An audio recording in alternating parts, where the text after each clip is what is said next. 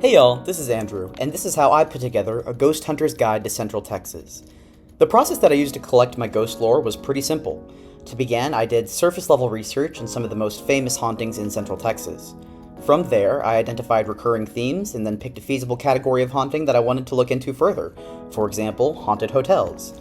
I would type in haunted hotels with the term Central Texas and see from there what came up. Some of the most helpful websites that I found would contain lists of the most well-known hauntings of that kind. I would look at the list, and from there separately research the ones that I found to be the most interesting. Using this process, I collected 30 stories across 6 different categories: mob violence, military ghosts, ghosts of women, haunted hotels, college ghosts, and cryptids. Now, to be transparent, I owe an apology to Maggie and Bella. I kind of played fast and loose with what I decided to designate as Central Texas, so I kind of encroached on both North and South Texas. That being said, I want to take this time and dive into stories and analyze them real fast. There isn't really time to take a story from each of the 6 categories, so we can just do 3. First up, we have a story from the mob violence category. The story of Jesse Washington is a tragic one, and it happened in my hometown of Waco. It's been dubbed as the Waco Horror because of just how, well, horrific the treatment of Washington was.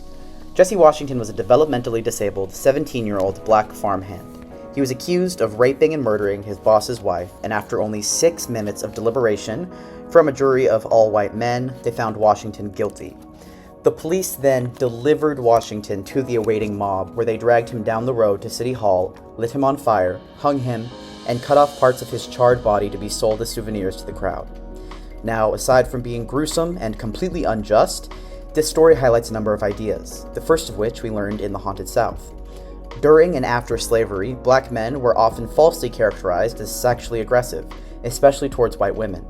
This is put on display by the minuscule amount of time the jury took to deliberate on Washington's case. He never even had a shot at innocence. Another idea presented by Washington's lynching is the phenomenon of mob mentality. This was the topic of my intro, and in doing research, I learned that it is a well-documented fact that when people gather in a mob, they are more prone to do violent things than they would do individually. This is by no means an attempt to try and defend the actions of the mob, given that what they did was a direct reflection of the hate within each member.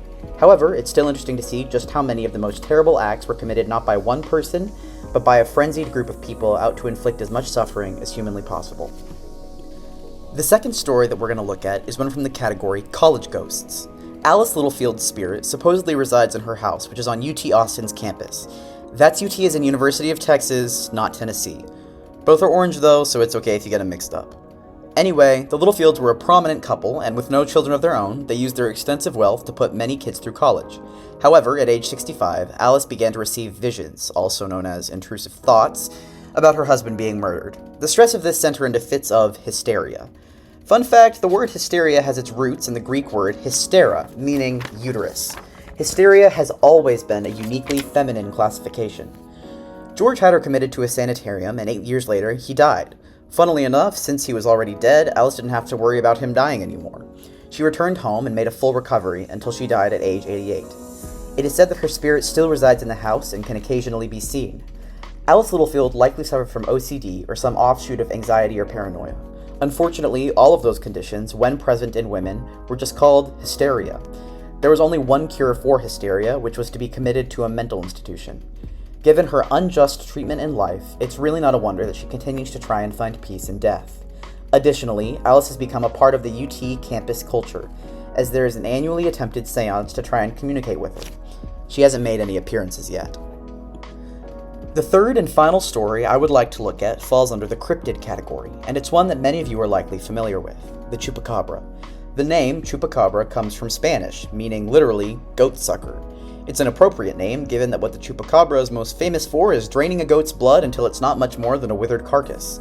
The myth of the Chupacabra is present in much of Mexico and the southwestern United States, but the story takes on a new light when considered through a uniquely Texan lens. One theory that I believe holds a good amount of water is that the Chupacabra was born out of societal fears about immigration. If we take a moment to go further and consider the Chupacabra's appearance, it fits further into the theory. The Chupacabra resembles a dog with mange, and beyond being a possible explanation for the origins of the Chupacabra, it also ties into our innate fear of contamination. A fear which anti-immigration ideals play off of regularly.